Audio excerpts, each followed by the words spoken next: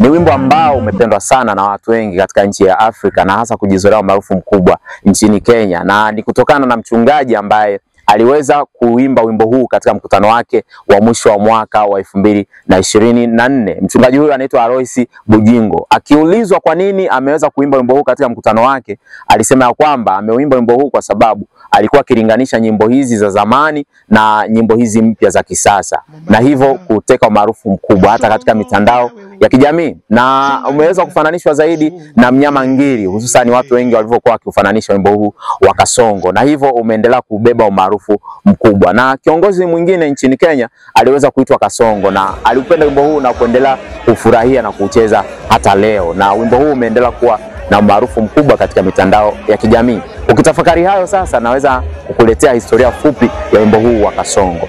Katika kikundi cha Super Mazembe ambacho kipo nchini Kongo kikiongozwa na Ali Katere ambaye alikuwa ndiye kiongozi wa kundi hilo kunako mwaka 1977, kundi hili liliweza kuhamia nchini Kenya likiwa na watu 4 likiongozwa na Ali Katere. Lakini ndugu hao watatu waliweza kukaa muda mrefu bila kukutana na ndugu yao ambaye anaitwa Kasongo, na hivyo ndipo walipoamua kwenda kumtembelea nyumbani kwake, na walivyoenda nyumbani kwake wakamkuta mke wake na Kasongo na kumuuliza, mume wako yuko wapi? Akasema kwamba ana muda mrefu hajarudi nyumbani, na hivyo kwa kuwa hapakuwa na teknolojia yoyote ambayo ilikuwa ikitumika kama leo, simu au namna yoyote ya kuwasiliana, na ndivyo hawa ndugu wakaamua kutunga wimbo huu wa Kasongo wakimsihi mume huyu aweze kurudi nyumbani kumuona mke wake. Na mashairi ya wimbo huu yanasema hivi: